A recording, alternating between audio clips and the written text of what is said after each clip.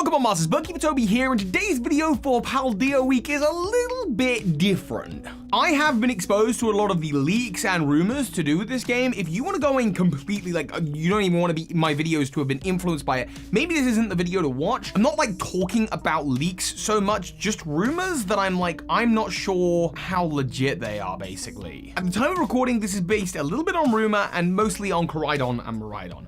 Now, these Pokemon are, in my mind, clearly related, but lots of people have been talking about the idea that one is the past form and one is the future form, not that they're split evolutions of Cyclizza. And so I love this idea of past forms and future forms. I just wanted to retroactively look at the entire Pokedex and talk about Pokemon that could be considered past and future forms.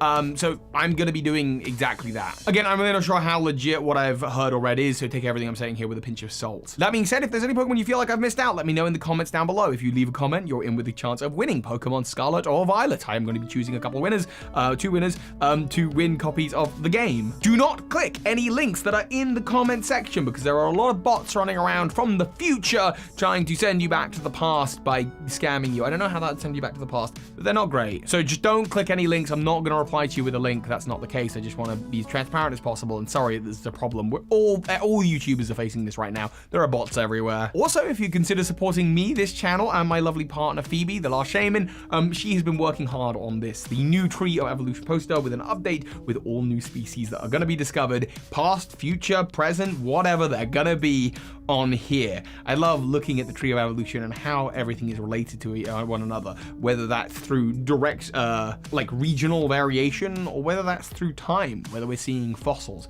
which is a great place to start off with this, looking at some past forms. And there's nearly 50 in just this group alone. Hisuian forms and fossil Pokemon are basically all just past forms of existing Pokemon.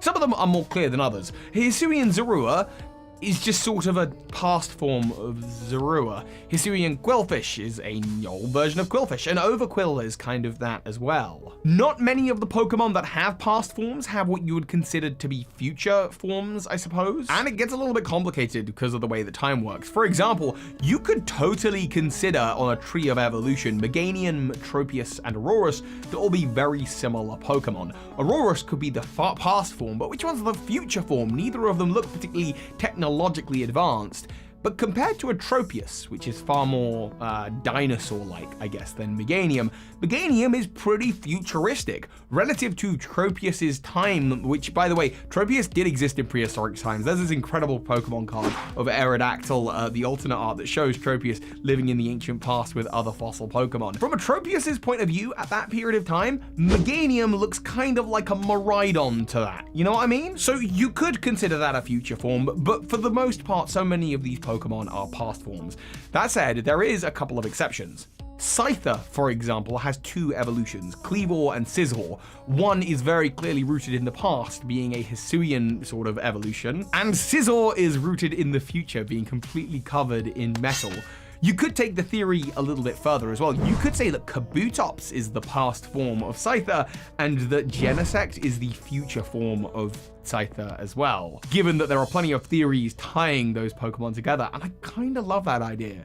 The only fossils that I don't think you can really do this for are the Galarian fossil Pokemon, because they're kind of weird. They only exist in present day because they're weird splicing of several Pokemon put together. The future Pokemon are definitely the harder ones to find things for because not many Pokemon look futuristic relative to us. But that said, I do have a few more past Pokemon I want to talk about first. You know how Stantler can only evolve into Weirdeer in the Hisui region in the olden days? In modern day, we've yet to discover a way to evolve Stantler like that, or even Hisuian Quillfish into Overquill. We've yet to discover a way to reverse engineer Quillfish's evolution to get a modern day Overquill. We don't have that.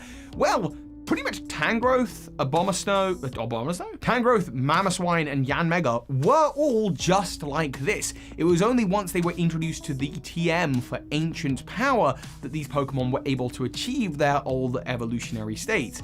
I think of those things as exactly the same thing, and so in that way they are kind of past versions. But again, is there a future version? You could consider any of the pig Pokemon, I suppose, a future version of Piloswine, for example, but again, there's not a lot there. It's just food for thought. When it comes to regional variations, though, there are Pokemon that would make for good future versions. Alolan Muck, Alolan Persian, and Cursula are all sorts of becoming modern day or futuristic versions of the Pokemon they once were as a result of human behavior and interaction.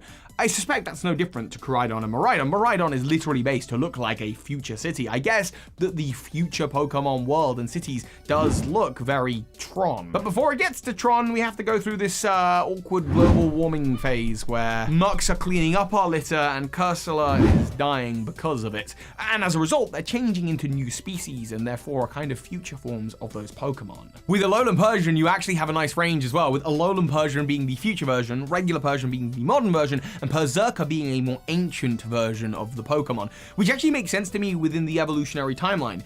You know how obviously all Meowth have the coin on their head and they can use Payday and fire shards of metal at people? It's probably because the Pokemon was once a steel type with Berserker. When it comes to the Galarian legendary birds, there is a theory that I've kind of talked about a little bit and I've heard a little bit about, that they're actually from the Paldea region anyway. Moltres Zapdos Articuno. The name is Spanish for 1, 2, 3. But there are also Pokedex entries and Pokemon website entries talking about how the legendary birds got their names from these forms. Are these past forms of the original legendary birds and where the original Kanto birds got their names from? Finally, though, I have a future form, and this one is totally messed up, and I love it. And this is probably my favorite one of all of these, and that is Zygarde. If Zygarde is the modern day form, or the past form, what is the future form? Well, I believe it's the Pokemon Guzzlord.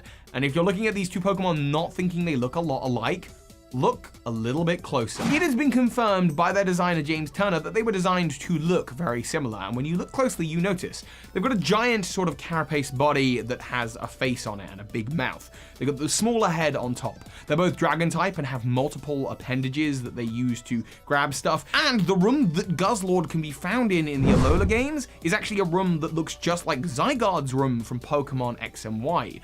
Now, you might say that these Pokemon are the same Pokemon from different dimensions. However, there is also the possibility that it's not just a different dimension, but also a different point in time, and that Guzzlord, this is what all Zygarde will become one day in the future, when they're tired of withstanding order for the Pokemon world, as they are the sort of order and protector Pokemon. Eventually, they consume that world, tired of looking after it. It's a fun little thought experiment, and as we learn more about the lore of these games, and we learn more about how past and future Pokemon, if they're in this kind of work, or how Koraidon and Miraidon work, or how the time element of this game works, as we learn more, I might be able to retroactively come up with some theories that fit into some of these Pokemon. Otherwise, it's just a fun thing to think about. Thank you all for watching, and let me know your thoughts in the comments down below. Also, don't forget to pick up the new Tree of Evolution poster. The link is in the description. Get your pre-orders in now. Be among the first. I'm going to send out a little something extra as well for some of the pre-orders. Thank you all for watching, and of course, soar high, Pokemon Masters. This is Ash Ketchum. You just watched a video by Birdkeeper Toby. That makes you a Pokemon Master. A tremendous thank you to those of you who've been supporting this channel year-round on Patreon, but a special thank you to the big patrons of this month, Michael Hornschuch, the Alligator, Jedruben, and Anthony Lee. Thank you.